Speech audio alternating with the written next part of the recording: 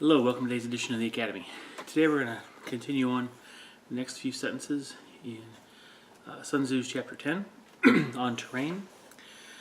Now I'm going to reread sentence 1 and then we'll cover sentences 6 through 9. So I want to keep us in context of what's being discussed here. Okay, so let's dive right in. Alright, Sun Tzu said, we may distinguish 6 types of terrain.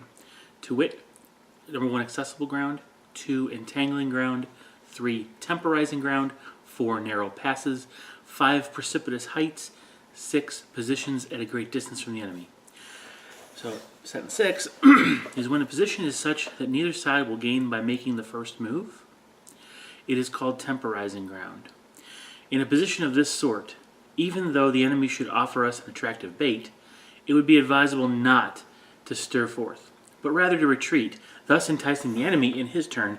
When part of his army comes out, we may deliver our attack with advantage. With regard to narrow passes, if you can occupy them first, let them be strongly garrisoned and await the advent of the enemy. Should the army forestall you in occupying a pass, do not go after him if the pass is fully garrisoned, but only if it is weakly garrisoned. Okay, so we're talking about 2 different types of ground in this out of the 6. We'll finish up next week with the last 2 and some other comments about these 6. But let's talk about temporizing ground for a minute. Temporizing ground, as he's discussing, is ground basically which allows you to stave off or delay the opponent. It gives you an advantage, makes it difficult to move, doesn't really benefit you if you leave it. So there's a lot of examples of this type of terrain. And we actually use these on the battlefield quite a bit. Trenches and fortifications are good examples. And ruins can also be thought of in this way. Rivers are another good example. So if you think about it, just use trenches as the primary example here. You have a situation where your line is occupying a very well fortified location, right? And it doesn't give you any advantage to come out first because you're then exposing yourself to the enemy, right? Now, if your opponent gives you something to go after, that a weak unit or an easy kill or whatever, and you need to move out to do that, be careful because the chances are it's part of a trap, and you're probably not going to gain as much as you give up. So, fortifications in general can be treated this way because whether it is you are occupying a raised structure that's fortification, or in-ground trenches, foxholes, whatever you have there. Either way, it doesn't matter. If you're occupying those, you are in a very strong position. And the opponent's going to have to do some real hard work to get rid of you. To make the first move coming out of it is basically puts you in a position where your opponent can then deal with you like an army in the open field. So let's take the example of you and your opponent both being in fortified positions. Whether it's ruins, whether it's trenches and fortifications, bastions, foxholes, even opposite sides of the river.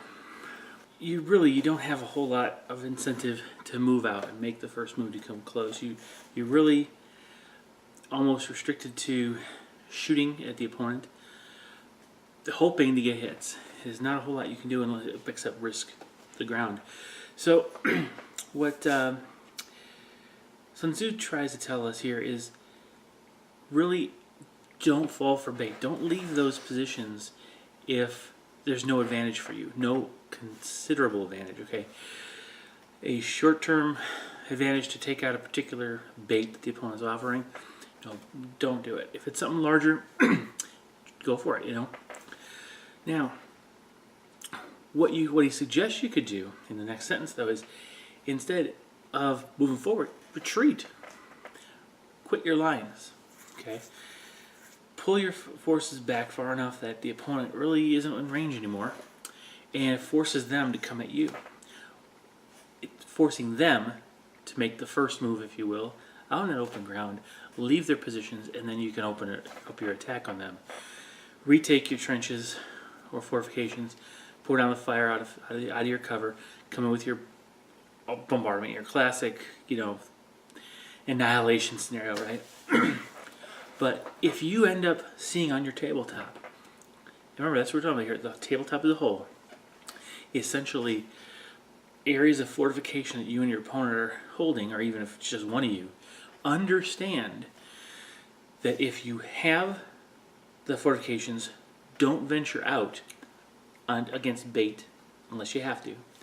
And if the opponent has it, give them reason to come out in the open. All right, so let's move on to narrow passes. This is actually a very common type of terrain. It covers a lot of different examples. Now, obviously valleys, you can set your board up so that you've got nice choke points. But what we're talking about is longer avenues of that. So if you can arrange your terrain so that there's a longer valley, a foot or more in length that you have to traverse, that's a pass that you can defend. But think also in terms of bridges and city streets. These are open areas where any movement around the edges is extremely difficult, especially on bridges, right? There's a reason there's a bridge there, right?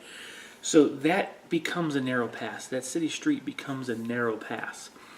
And the key here is, if you see this on your board anywhere, you need to understand how to deal with it. And the best way to deal with that is to seize that first. Don't mean occupy it, as far as occupy the center of the pass. Occupy the periphery of the pass so that you can bring fire down onto the pass as a whole, or the approaches to it.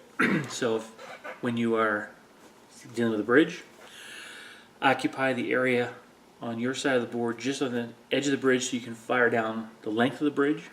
Make sure you've got flanking fire on either side that can kind of strafe the entire length of the bridge.